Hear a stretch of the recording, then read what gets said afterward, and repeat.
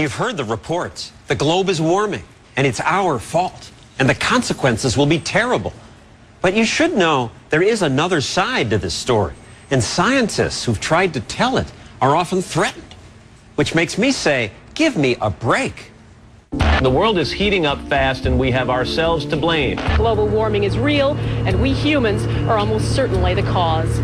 Books warn that the Earth is under fire. A suicidal planet's approaching a boiling point and a toxic burn. Children are frightened. I worry. My mom worries. The water might rise and it might flood the whole town. We won't be able to survive for long. And people say, since global warming is because of man, it must be fixed by man, now. Some say irreversible consequences are 30 years away. This ad council PSA says ignoring a coming crisis is like putting our kids in front of a train. That won't affect me. What are you most worried will happen? We'll all die. Are there some people who say this isn't true? Yes. Yes. Might they be right? No. How do you know they're not right? Well, because the Earth is getting hotter. Where do you learn this? I saw the Al Gore video. And the Oscar goes to An Inconvenient Truth. The global warming documentary featuring Vice President Al Gore has been seen by millions. People have proclaimed him a prophet, a cultural icon, a conquering hero. You are a true champion for the cause, Mr. Gore. And last week, he won a Nobel Peace Prize. The Oscars were followed by other worldwide media events. You are Live Earth. With all this hoopla, it's no surprise that 86% of Americans say global warming is a serious problem. Global warming is now, by anybody's measure, a crisis. But is it a crisis? Yes, the globe is warming, but is it really all our fault? And is it true that the debate is over? No. What you think you know may not be so. For example, in An Inconvenient Truth, Gore says if we allow the globe to warm, terrible things will happen, and Sea level worldwide would go up 20 feet. Yeah, maybe like the height of this building. We'll probably just like drown and we'll die. This is what would happen to the sea level in Florida. This is what would happen to San Francisco Bay.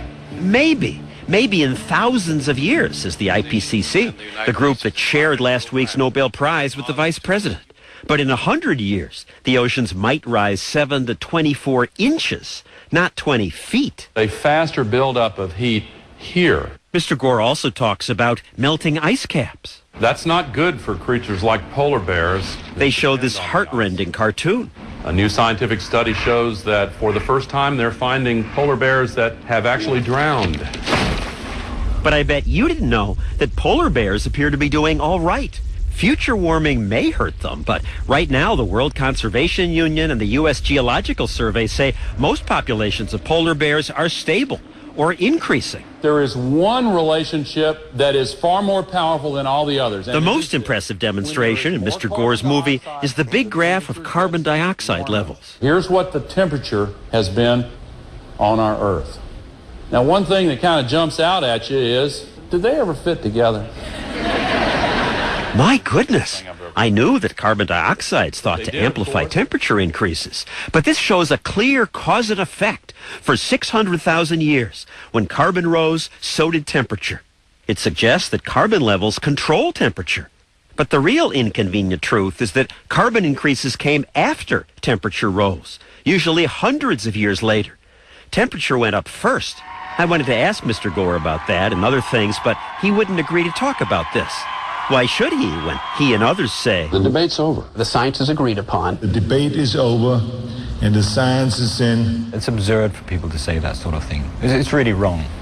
These scientists are among those who say the debate is by no means over? Right there. John Christie and Roy Spencer won NASA's Medal for Exceptional Achievement for figuring out how to get temperature data from satellites. They agree that the Earth is warmed. We all agree that it's warmed, I think. The big question is, and the thing that we dispute is it because of mankind? Climate changes, they point out. It always has, with or without man. Early last century, even without today's big output of carbon dioxide, the Arctic went through a warm period. The media fretted about that then, too. And Greenland's temperatures rose 50% faster in the 1920s than they're rising now. Some scientists say the warming may be caused by changes in the sun, or ocean currents, or changes in cloud cover, or other things we don't understand. The debate is not over. And anyway, who's to say that yesterday's temperature was the perfect one? If temperatures keep rising now, these scientists say we don't know that will be all bad. The fact is, when the climate changes, there are gains and there are losses.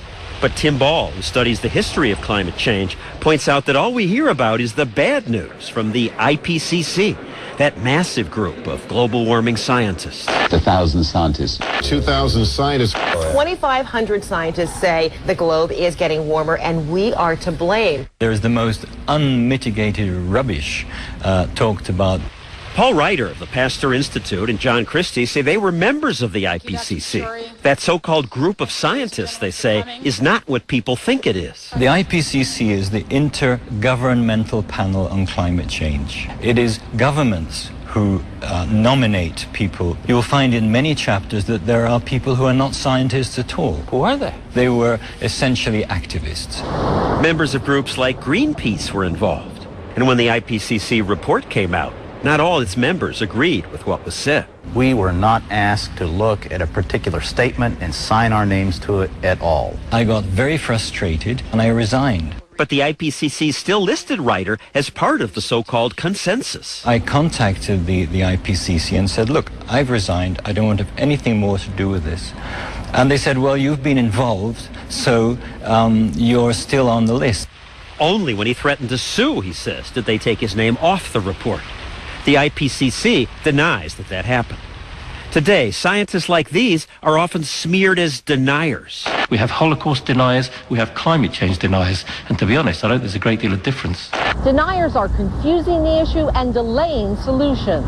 Often they're accused of being purchased by a well-funded denial machine. These corporate toadies lying to you and telling you that global warming doesn't exist. Good morning. The illusion of a debate has been purchased with millions of dollars a year. Aren't you guys all on the take? I wish I was. I wouldn't be driving a 1992 car and living in a leaky apartment. These scientists all say they don't get any money from business, yet some have been threatened. One email said, "You will not live long enough to see global warming." And even more direct than that. We stick our necks out. We do get hurt. Is this what the global warming debate has come to? One side saying, shut up, dissent must not be heard. The truth is that while everyone agrees the Earth is warmed, lots of good scientists don't agree that it's mostly our fault, and don't agree that it's going to be a catastrophe. So when the Nobel Prize winner says, The debate's over. The debate's over. I say, give me a break.